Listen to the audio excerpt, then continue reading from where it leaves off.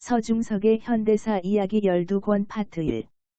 유신체제는 우리 역사의 암흑기라고 불리는데 대의 정치나 의회 민주주의가 존재하기 어려웠다. 야당이라는 게 반쪽 야당 정도로 존재했다. 유신체제에서는 이런저런 사건, 특히 의혹 사건이 많이 일어났다. 중요한 사건 다수가 박정희 유신체제 수호를 위해 일어난 점이 주목할 만한 점이다. 1973년 김대중 납치 사건, 1974년 민청학년, 인혁당 재건위 사건도 박정희가 일부러 끼웠다. 박정희가 모든 권력을 장악한 1인 체제로 유신을 수호하기 위해 온갖 노력을 기울였지만 제1기인 6년을 넘기고 1978년 12월 제2기에 들어간 지 1년도 안 돼 붕괴한다. 결국 7년 만에 무너지는 체제가 되고 말았다. 천년 철옹성처럼 보이던 유신체제가 그렇게 빨리 무너진 때에는 그것이 일제 군국주의 영향을 받은 군국주의 잔영 또는 잔재로 볼 수 있는 1인 권력체제로 시대에 뒤떨어진 퇴행적인 한국형 파시즘 체제였다는 것이 기본적으로 작용했다. 한국인들은 그 이전에 이미 민주주의를 맛봤는데도 박정희 1인 독재 체제를 만들어서 그걸 수호하겠다고 했으니 무리수를 계속 둘 수밖에 없었고 그러다 보니 국민적 저항이 더 커질 수밖에 없었다. 유신 체제 7년이라는 것 때문에 한국인들은 정치적, 경제적, 사회적, 문화적으로 엄청난 비용을 치러야 했다. 그러한 비용 부담이 1979년 10.26으로 끝난 것도 아니다. 그 후 유신체제의 서자격인 전두환 체제로 이어지면서 또 다시 큰 비용을 치르게 된다. 박정희 신드롬은 이명박, 박근혜 정권을 출연하게 하는 등 민주주의 진전의 암적 요인으로 작용했다. 유신체제의 중요한 사건들이 왜 일어났는가를 살펴보는 것은 오늘의 시점에서 박정희 신드롬으로 인한 우리 사회의 어려움을 치유하는 데에도 현재 우리 정치를 이해하는 데에도 그리고 미래를 열어나가는 데에도 대단히 중요하다. 박정희는 1972년 10월 17일 유신 쿠데타라는 국가 변란을 일으킬 때까지 자신의 1인 강권 체제에 저항하거나 비판적인 세력을 계속 탄압했다. 학원을 병영화하는 작업이 1969년 삼선 개헌 이후 본격화됐고 1071년 10월 위수령을 발동해 반독재 운동을 이끌어갈 세력을 철저히 제거했다. 또한 언론 탄압으로 삼선 개헌을 전후해 언론을 무기력하게 만들었고 역시 1971년에 언론계 저항 세력을 무력화했다. 야당에 대해서는 유진산 세력을 계속 지원해 분열 공작을 강화했다. 그리고 10.17 쿠데타를 일으키자마자 강성 야당 의원들을 잔혹하게 고문한 다음 구속했고 다음 야당 의원들에게는 유신체제를 지지한다는 각서 등을 받았다. 공화당에 대해서는 김종필 구주류건 4인방, 김성곤, 백남업, 길재호, 김진만, 신주류건 철저히 탄압해 친정체제를 구축했다. 또 유정회라는 어용 집단이 국회의원의 3분의 1을 차지했다. 이 때문에 박정희 1인 강권 체제에 대한 도전은 어디에서고 나타날 것 같지 않았지만 유신 체제가 출현하는 순간부터 학생들과 종교인들이 들고 일어났다. 박정희가 체육관에서 유신 대통령으로 취임한 게 1972년 12월 27일인데 유신 체제에 반대하는 움직임은 그 전에 이미 나타났다. 정진영, 박영환, 윤경로 같은 사람들이 1973년 3월 개학하는 날에 맞춰서 민주, 통일의 횃불을 들자는 유인물을 배포했다. 3월 12일에 가면 민우라는 지하신문을 발행했고 4월에는 그 2호를 냈다. 이게 공안 당국에 포착돼 5월부터 구속됐다. 이걸 민우지 사건이라 부른다.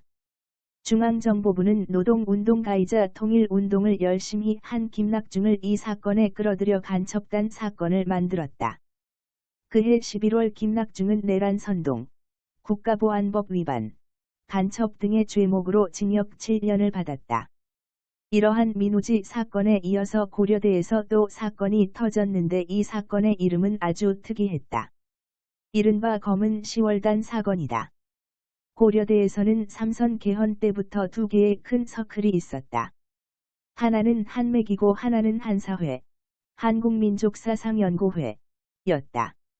민우지 사건에 걸려든 사람들은 거의 다 한맥 계통이었는데 한사회 이쪽이 집중적으로 걸려든 것이 검은 10월단 사건이다. 이 시기 고려대에서 나온 유인물에는 유신 반대 내용이 일정하게 들어 있었는데 이렇게 유신 체제를 반대하는데 서울에서 맨 앞장을 섰던 고려대에서는 이 두 사건 때문에 학생 운동권 서클이 결단났다고 할까. 굉장히 당했다. 고려대에서는 이 두 사건 이후 상당히 오랫동안 학생 운동권 인맥이 어려움을 겪었고 반유신 운동을 전개하는 데 힘들었다. 비슷한 시기에 전남대에서도 반유신 활동이 일어났다.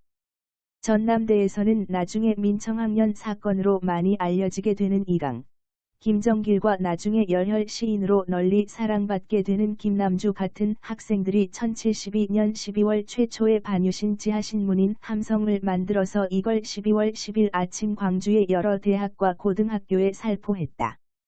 그리고 1073년 3월에 다시 고발이라는 이름의 지하 유인물을 뿌렸다. 유신 정권은 이 사건도 대규모 반국가 사건으로 키우려고 했다.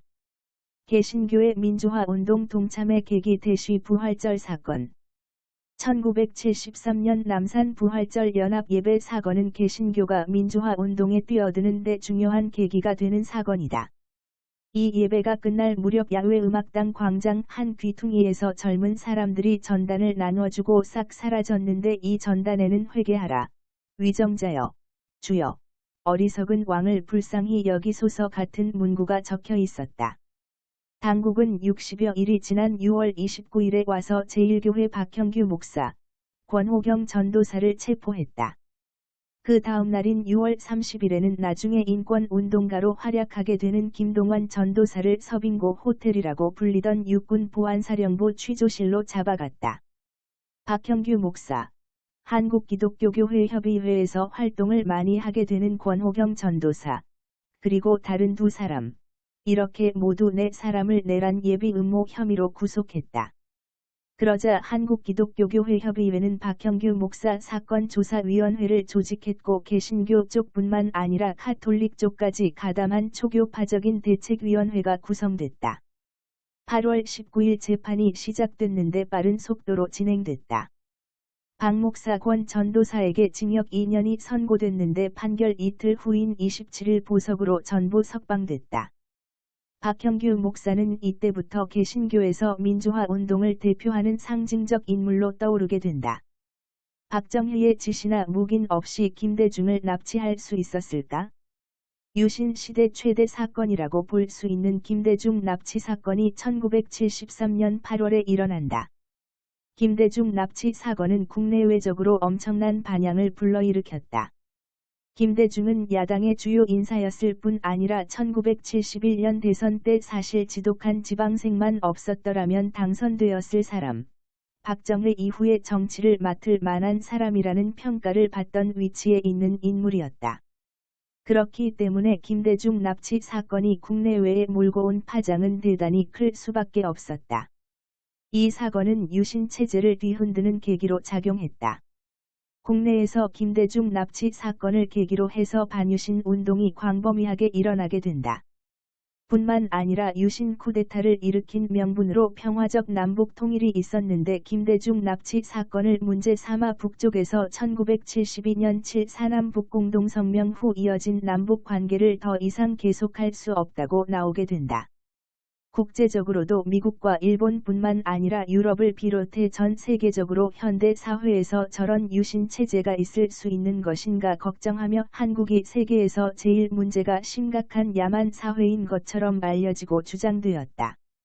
김대중 납치 사건은 당시 김대중이 연설과 강연으로 점점 재미 동포들의 지지를 얻게 되자 김대중과 김상돈, 임창영 등이 1973년 7월 6일 워싱턴에서 한국민주회복 통일촉진 국민회의 한민통을 조직했다.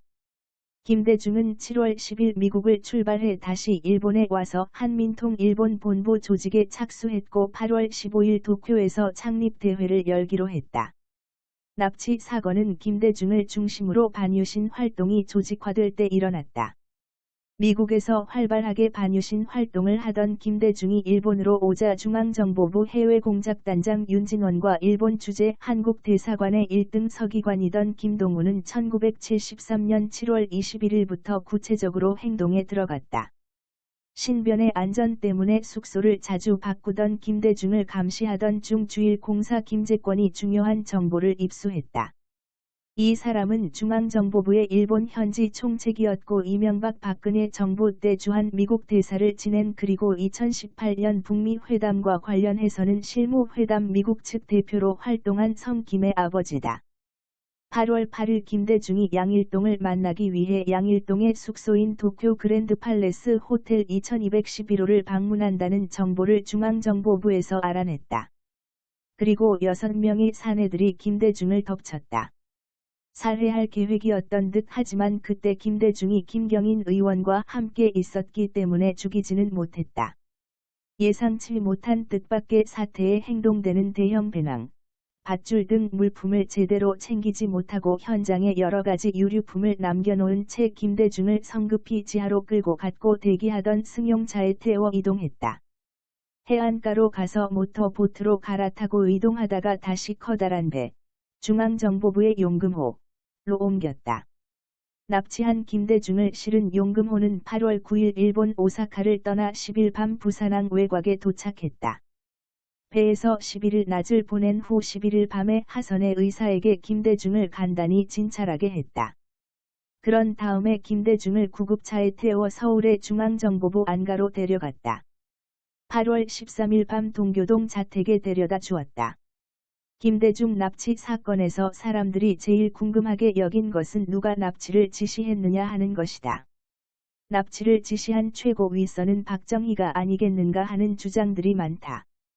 가장 유력하게 거론되는 것이 최영근 의원의 이야기이다. 이후락이 1980년 서울에 봄이 왔을 때 동양, 울산, 친구인 최영근 의원에게 이렇게 얘기했다고 한다. 박 대통령이 어느 날 부르더니 김대중을 없애라고 했다. 그 소리에 이후락이 놀라며 머뭇거렸더니 박 대통령이 다시 불러서 호통을 쳤다고 한다. 당신, 시킨 것을 왜 안 하느냐? 총리하고도 다 상의했는데 왜 안 하느냐 그러면서 빨리 하라고 했다는 것이다. 이 문제에 대해 미국은 어떻게 판단했을까? 필립 하비브 주한 미국 대사는 1973년 10월 10일 미국 국무장관에게 보고한 문서에서 이후락 중앙정보부장 지시 아래 이루어진 게 확실하다면서 박 대통령이 명백하거나 암묵적인 승인 아래 이루어졌을 가능성이 있다고 밝혔다. 여러 가지를 고려할 때 이 사건은 박정희 대통령과 무관하게 일어난 사건이라고 보기가 어렵다. 공작 목표. 김대중 살해였나 단순 납치였나? 김대중 납치 사건에서 사람들에게 더 많은 관심을 갖게 한 것은 과연 김대중을 살해하려고 했느냐 하는 것이다. 상식적으로 보더라도 망명객이 떠들고 다니는 게 문제가 되어서 없애버린다는 작전이야 있을 수 있겠지만 요원을 시켜 서울 한복판으로 끌어다 놓는다는 건 있을 수 없는 것으로 생각된다. 국정원 과거사위원회에서는 뭐라고 얘기했는지 그 내용을 살펴보면 김가 작성한 KT 공작 계획안에는 살해안이 포함돼 있었다고 윤진원이 이야기했다. 일본 야쿠자를 이용해 살해하려 했는데 그건 문제가 있을 것 같아 실행하지 않았다고 윤진원은 이야기했다. 그래서 국정원 과거사위원회는 살해 공작이 하달돼 일정 단계까지 추진되다가 목격자 출현 등 상황 변화로 인해 실행이 중지됐거나 현지 공작단의 판단에 따라 어느 시점에서 단순 납치로 변경됐을 가능성도 배제할 수는 없다. 이렇게 판단했다. 한홍구 교수는 윤진원은 도쿄에서 김대중을 납치해 오사카로 오면서 다른 요원들한테 김대중을 넘기기로 돼 있었는데 계획대로 되지 않았다. 그래서 오사카의 중앙정보부 요원들이 운영하는 안가로 김대중을 데려갈 수밖에 없었는데 한 교수는 이때 윤진원이 굉장한 갈등을 겪었을 것이라고 봤다.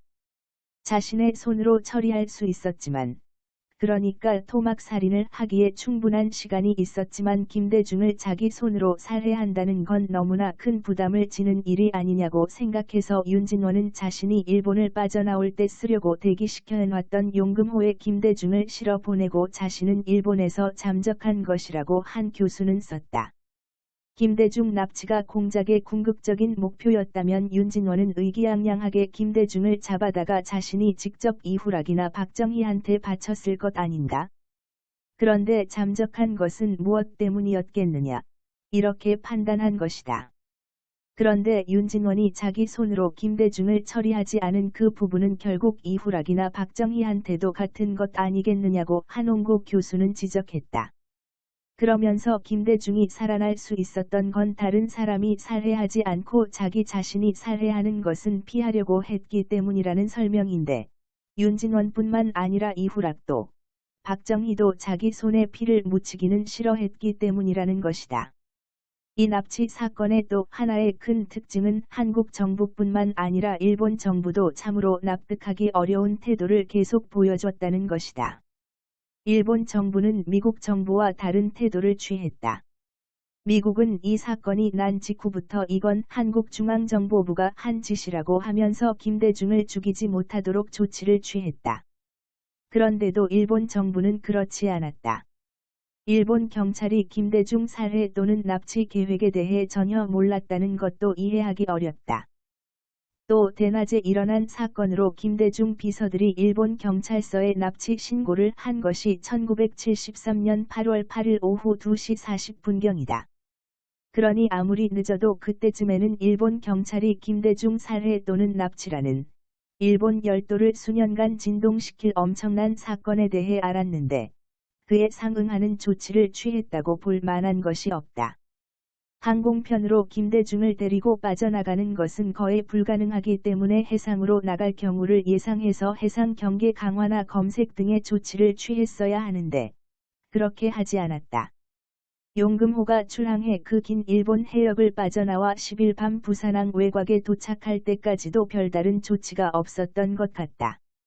행동대원들이 일본을 빠져나갈 때에도 일본 정부는 별다른 대응을 하지 않았다.